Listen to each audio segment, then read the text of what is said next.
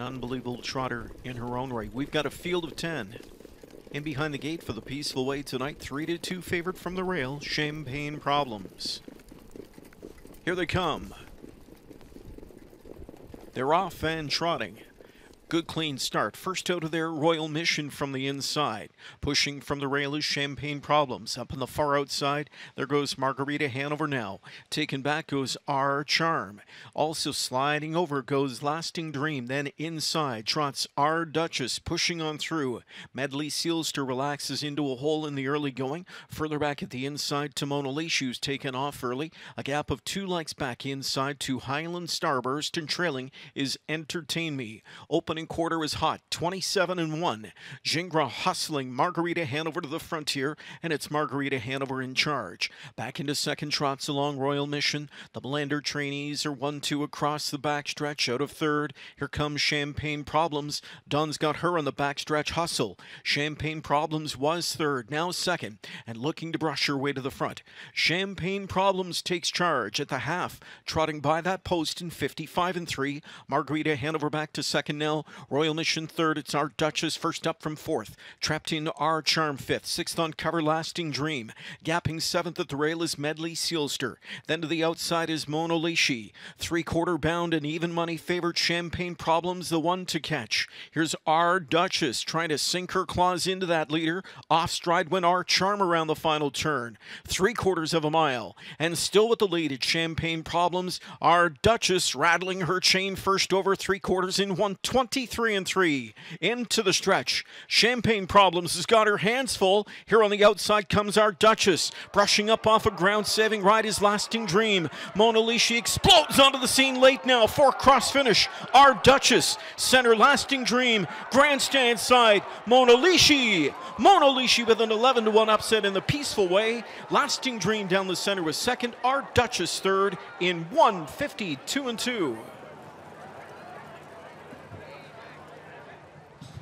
Fireworks in the final of the Peaceful Way. And I mean, I'm just quickly looking through the history of this race. I think Manchego had the stakes record of 52-4. That looks like a new one, 52-2. Mona Leishi.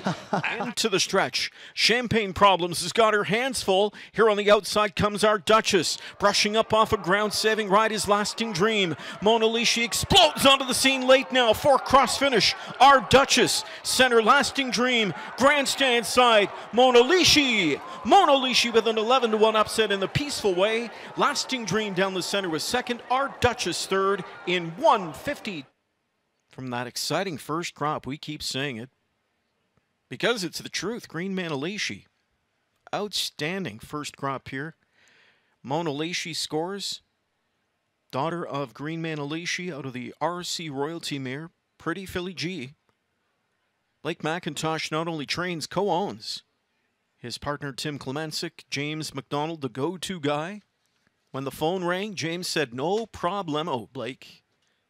I'll catch drive Mona Leishi, and better yet, I'll trip her out and score." 11-1 upset for Mona Leishi. Fourth win from 6 starts this year. Hard to imagine she'd be 11-1. But that, too, is not fake news. Bill McClinchy makes the trophy presentation. We'll hear from Connections trackside in just a few moments.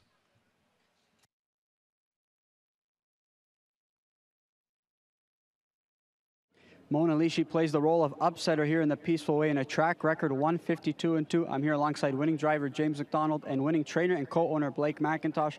James, I'm going to start with you here first. You pick up the catch drive on her in the final, get to sit behind her for the first time. You see a lot of early gate speed, especially from the outside in the past, but for you, what was your game plan going into this race? Like you said, I didn't know anything about her. I talked to Jody, and Jody was more than forthcoming with information about her. He's done a terrific job with her, and I know it killed him to jump off. All he ranted about all week was how much he loved her, but sometimes you gotta make tough calls, and I was just happy to pick up the drive. But like you said, she showed lots of early speed, and then I was just gonna try and let her do what she liked. And you know, leaving the gate, everyone was barreling out of there, and I had to kind of call an audible. And it takes a good horse to give you another big kick after that. Obviously, you got away toward the back of the pack, but you know, the cover was advancing pretty well. At what point in the mile did you say, you know, I can really do this? It wasn't until about halfway down the lane, 'cause I'd said to Blake, she's just so nice to drive. She just kind of rode lightly on the lines the whole way, and then turning for home, she was on the bit but not raging, and I said, oh, maybe we'll get a chunk, and then every time I asked her, she just gave me a little more, and then halfway down the lane, she really kicked into gear, and I was pretty confident she was going to get there. Congratulations, James, and go enjoy this one. Thank you very much. All right, I'm here alongside winning trainer and co-owner Blake McIntosh. First and foremost, Blake, congratulations. I just want to go back to last week. You were visibly upset after that elimination loss. Just talk about maybe, like, were you just expecting that she was likely going to get it done in that spot? To kind of talk about your range of emotions from last week going into tonight.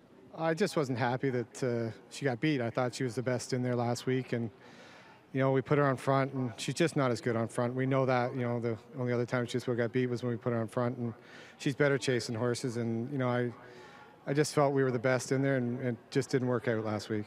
You know, obviously, I just kind of want to touch on maybe what attracted you to this filly. Obviously, one that you said had pretty good looks and was within your price range, though. But did you think that the looks would translate to this kind of success on the racetrack? Oh, you always hope that, but you just never know. You know, like I can tell you in the wintertime, I thought we had two better than her, and she's just turned into be a great horse. You know, they've done a great job with her, and they're raising her, and we're really happy with her. Now, obviously, you did suffer the defeat in the elimination, and you drew the outside, but you've had success from out there. For you, were you just confident that she could get it done any which way tonight? I thought she could get it done. I thought she'd be a lot better just chasing and finishing off the mile, and you know, it just worked out that way. It worked out perfect. James gave her a great drive, and Jody's done a hell of a job with her all year. I was a little upset when he picked off, but you know, what are you going to do? You got to go with the best. And obviously, a big stakes win here for the first crop of Green Man Alicia. You've got a few yourself, and for you, just what are your thoughts, especially with this one? I like them all. I've got three of them. I like them all. One's been a little disappointing this year, but I think we'll figure out, and I'll try and buy some this year, but I imagine they're going to go pretty high, and we try not to spend that much. And that's a pretty good Jody books off, though, but pretty good when you get to pick up James McDonald. Not too shabby. Yeah, it's okay. I made King James, so it's okay. Congratulations, Blake. Enjoy this one. Thanks a lot. All right, there's Blake McIntosh, James McDonald, and Mona Leash. You get it done here in upset fashion in the Peaceful Way.